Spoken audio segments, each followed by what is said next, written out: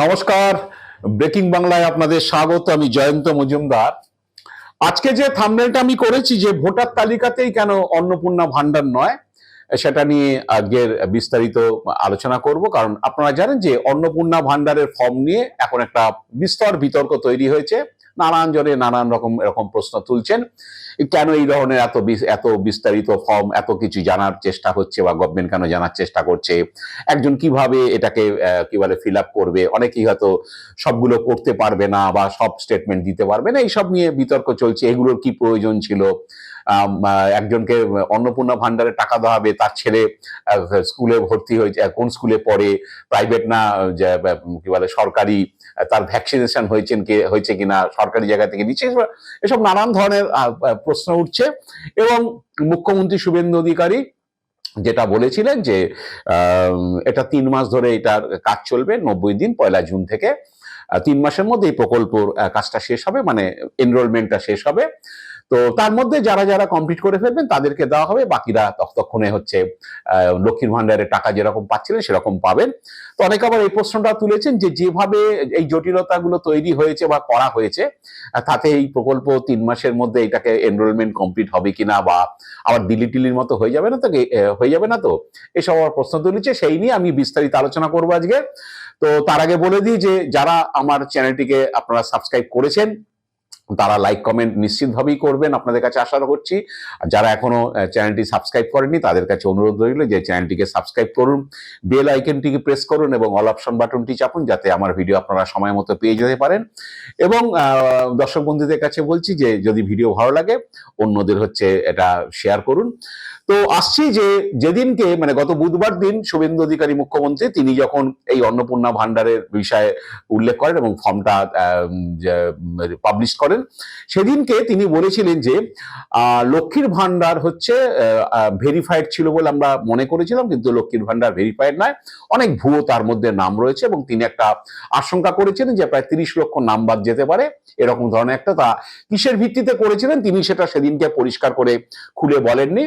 তো আমি একটা ভিডিওতে বলেছিলাম হয়তো এটা হতে পারে যে এসআইআর প্রক্রিয়াতে 58 লক্ষ লোকের নাম বাদ গিয়েছিল, এএসডিডি, অ্যাবসেন্ট, শিফট, ডেথ, ডুপ্লিকেট, এই 4টে ক্যাটাগরিতে। তো সেখানে হয়তো 58 লোকের মধ্যে 29 লক্ষ, প্রায় 50% মতো মহিলা ছিল। সেই নামটা হয়তো তিনি ভেবেছেন যে তাদের নামে, সবার নামে হয়তো লক্ষ্মীর ভান্ডারের টাকা উঠতো, সেই কারণে 29 লাখ বলেছিলেন। আর পরবর্তীকালে ওই অ্যাডজুডিকেশনে যাওয়ার পরে অনেকের নাম বাদ গেছে, সেখানে বোধহয় লাখখানেক হবে। তা সেই নিয়ে হয়তো তিনি বলেছিলেন যে 30 লক্ষ নাম যারা ভুয়ো ছিল এর মধ্যে জুড়ে ছিল। তাই সেই বিষয়টাকে ক্লিয়ার করার জন্য, ভেরিফিকেশনটাকে কমপ্লিট করার জন্য আমরা নতুন করে ফর্ম বিলি করছি, যে ফর্মটা ফিল আপ করার পর আমরা ভেরিফিকেশন করে যারা যোগ্য বলে মনে হবে তাদেরকে আমরা টাকা দেব, এইটাই তিনি বলেছিলেন। তো আমি কয়েকজন যে রাজনৈতিক বিশেষজ্ঞের সঙ্গে ইতিমধ্যে এই যখন থেকে, এই বুধবার থেকে ফর্ম নিয়ে যত এখন হইচই শুরু হয়েছে, ফর্ম বিতর্ক শুরু হয়েছে, কেন এটা চাওয়া হচ্ছে, কেন ওটা চাওয়া হচ্ছে, এটার সঙ্গে এটার কি মানে আছে, এইসব যখন চলছে, আমি কয়েকজন রাজনৈতিক বিশেষজ্ঞের সঙ্গে বা বিশ্লেষকের সঙ্গে কথা বলেছি এই কদিনে। তারা পরিষ্কার বলছেন যে যখন শুভেন্দু অধিকারী ফর্মটা পাবলিশ করেন, তার ডানাত বাঁহাতে দুজন ব্যক্তি বসেছিলেন। একজন হচ্ছেন মুখ্যমন্ত্রী প্রধান উপদেষ্টা সুব্রত গুপ্ত, আরেকজন হচ্ছেন চিফ সেক্রেটারি মনোজ আগরওয়াল। এরা দুজন এবারের হচ্ছে এসআইআর প্রক্রিয়াটা সম্পন্ন করেছেন বাংলায়। এবং এসআইআর প্রক্রিয়াটা তারা, তাদের দাবি হচ্ছে 100% হচ্ছে তারা ঠিকঠাক করেছেন, মানে একদম ফ্রেশ ভোটার তালিকা। আর যাদের নাম বাদ গেছে অ্যাডজুডিকেশনে, তারা তো গেছেন 27 লক্ষ, এবং প্লাস আরো 7-8 লক্ষ এক্সট্রা যারা বিভিন্ন ক্যাটাগরিতে বাদ পড়েছেন, মিলিয়ে প্রায় 35 লক্ষ ট্রাইব্যুনালে গেছেন। কেউ ওটা বলছে আরেকটু বেশি হবে, 38 লক্ষর মতো। যাই হোক, আমি 35 লক্ষই ধরে নিচ্ছি। তো সেই রাজনৈতিক বিশেষজ্ঞদের মত হচ্ছে যে মনোজ আগরওয়াল আর সুব্রত গুপ্ত যে ভোটার তালিকাটা করেছেন, এটাতে তো কোনো জল নেই, একদম তাদের মতো একদম ক্ষীর আর কি, মানে এখানে কোনো মানে জল মেশানোর গল্প নেই।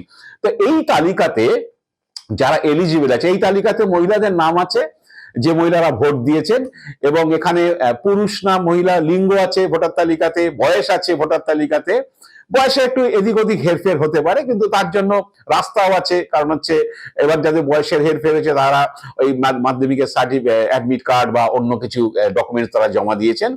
তো বলছে এই ভোটার তালিকাটা ধরে কেন এত 12 পাতা বা 13 পাতার হচ্ছে এই অন্নপূর্ণা ভান্ডারের ফর্মটা না দিয়ে সেফ হচ্ছে যে মহিলারা 25 থেকে 60 এই ভোটার তালিকাতে নাম আছে তাদেরকে আমরা দেবো, কারণ তাদের নিয়ে কোনো সন্দেহের আর অবকাশ নেই। সেটা সন্দেহের অবকাশ সম্পূর্ণ দূর করে দিয়েছেন সুব্রত গুপ্ত এবং মনোজ আগরওয়াল। তারা এমন ভাবে তালিকা তৈরি করেছে, বাকি যা ছেটে ফেটে দিয়েছেন তারা এখন ট্রাইব্যুনালে গিয়ে হামাগুড়ি খাচ্ছে। কবে তাদের নাম উঠবে বা কবে তারা ট্রাইব্যুনালের কাছে তাদের বক্তব্য রাখতে পারবে সেটা ভবিষ্যৎ বলবে।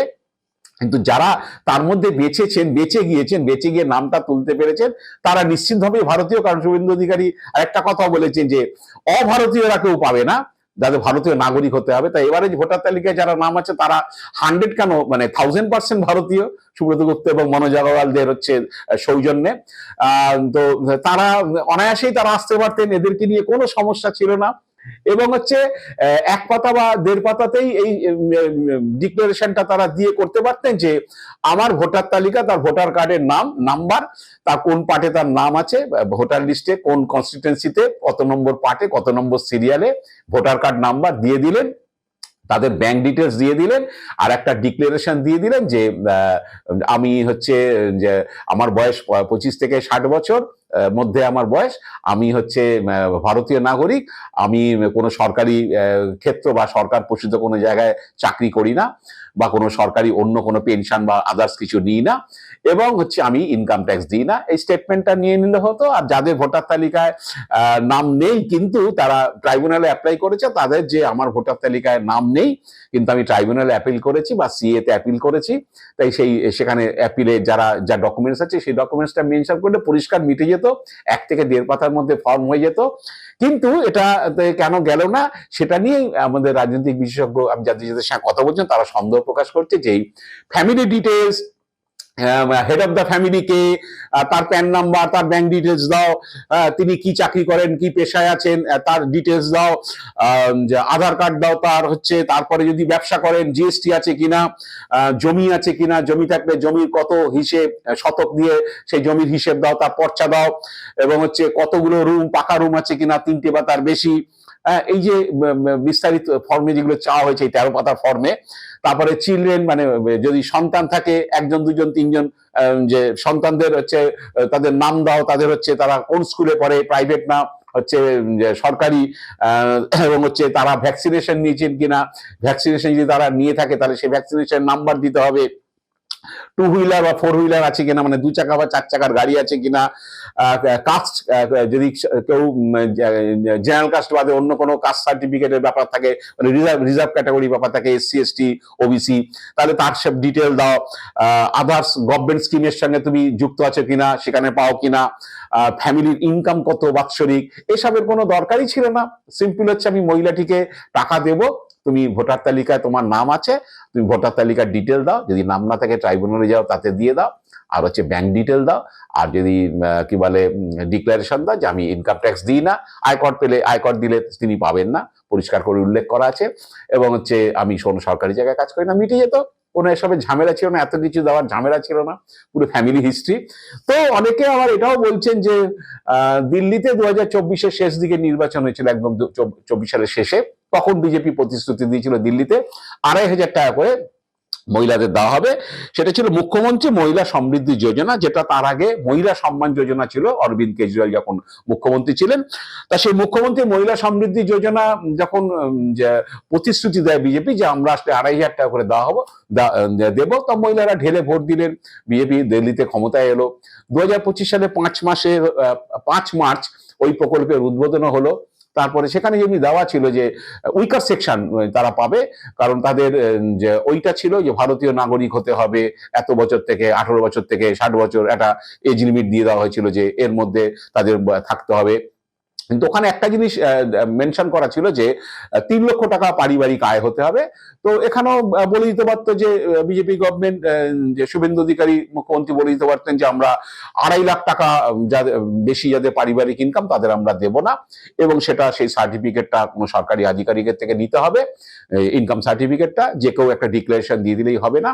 তো এখানে করে দিতেই পারতো যে আমরা 2.5 লাখ টাকা বা 3 লাখ টাকা বা 2 লাখ টাকা এর বেশি পারিবারিক রোজগার রোজগার হলে আমরা দেবো না, তাহলে মিটে যেত এত 12 পাতা 13 পাতা ফর্ম ফিল আপ, সেই নিয়ে বিস্তর ঝামেলা, লোকের লাইন। সাইবার ক্যাফেতে গিয়ে গেলে তারা বলছে এত টাকা, 500 টাকা লাগবে, 600 টাকা লাগবে, এই নিয়ে একটা মানে অন্নপূর্ণা ভান্ডার আতঙ্ক হয়ে গেছিল। কিন্তু যখন মানুষ ভোট দিয়েছিল তখন কিন্তু তারা ভেবেছিল যে লক্ষ্মীর ভান্ডারে এনরোলমেন্ট রয়েছে, আমার মাসে অ্যাকাউন্টে 1,500 টাকা এসে যায়। এবার ডিবিটি করাতে হবে, ডিবিটি অনেকে করিয়ে ফেলেছেন, ডাইরেক্ট ব্যাংক ট্রান্সফার, যেই ব্যাংক অ্যাকাউন্টের সঙ্গে আধার লিঙ্ক করা আছে সেইটাতেই যাবে, মানে একটা ওই এক্সক্লুসিভ ওই অ্যাকাউন্টটাতেই যাবে। ও আপনার 4টে অ্যাকাউন্ট থাকলে যাবে না, যেটাতে আধার লিঙ্ক করা আছে সেটাতেই যাবে। সব সব করে টোরে এখন ফর্মটা পাওয়ার পরে সব মাথায় বাজ পড়েছে। তো অনেকে বলছে যে দিল্লিতে এরকম ফর্ম টর্ম ফিল আপ হয়েছিল, এইসব প্রকল্প টকল্প ঘোষণা হয়েছিল 5 মার্চ, ক্যাবিনেটের সিদ্ধান্ত হয়েছিল, কিন্তু মোটামুটি ভাবে হচ্ছে 12-14 মাস 15 মাস কেটে গিয়েছে, এখনো সেই প্রকল্পে হচ্ছে এখনো আলো দেখেনি, যেমন মহিলাদের এখনো অ্যাকাউন্টে টাকা ঢোকেনি। তারা মাথা চাপড়াচ্ছে যে এত লোভ করে দিয়েছিলাম 2,500 টাকা করে পাবো। যে আমাদের এখানে আবার অনেকে বলা বলি শুরু করেছে যে আমাদের এখানে 3,000 টাকার জন্য অনেকে ঢেলে হয়তো ভোট দিয়েছেন বিজেপিকে, যে আসলেই পাবো, আর বেশি খাটাখাটনি করতে হবে না, অন্নপূর্ণা ভান্ডারে আছি, ডাইরেক্ট হচ্ছে লক্ষ্মীর ভান্ডার 1 জুন থেকে অ্যাকাউন্টে 3,000 করে ঢুকে যাবে, এই আশা তো দিয়েছেন। এখন দিল্লির মতো সেই অবস্থা হবে না তো। আর এই ভোটার তালিকা থেকে যখন মহিলাদের নাম এনরোলমেন্ট হলো না, তাহলে কি সন্দেহটা সেখানে যে তাহলে কি অন্য কোনো চিন্তা ভাবনা সরকারের রয়েছে, সেই কারণ কি হচ্ছে ভোটার তালিকাটাকে এলিজিবল করা হলো না, যেখানে এত ফ্রেশ ভোটার তালিকা হয়েছে, যাদের নাম আছে তারা ভারতীয় এবং তাদের সমস্ত কিছু যাচাই করে এসে তিনি তার নাম রাখতে পেরেছেন, তা সেটাকেও এলিজিবল হলো না বলে সন্দেহ সেইখানেই। দেখা যাক এরপরে কি আছে, ভবিষ্যৎ পড়ে আছে, আমরা দেখবো যে আলটিমেটলি অন্নপূর্ণা ভান্ডার প্রকল্প কোন দিকে গড়ায়। আজ এ পর্যন্তই, আপনারা ভালো থাকবেন, সুস্থ থাকবেন, নমস্কার।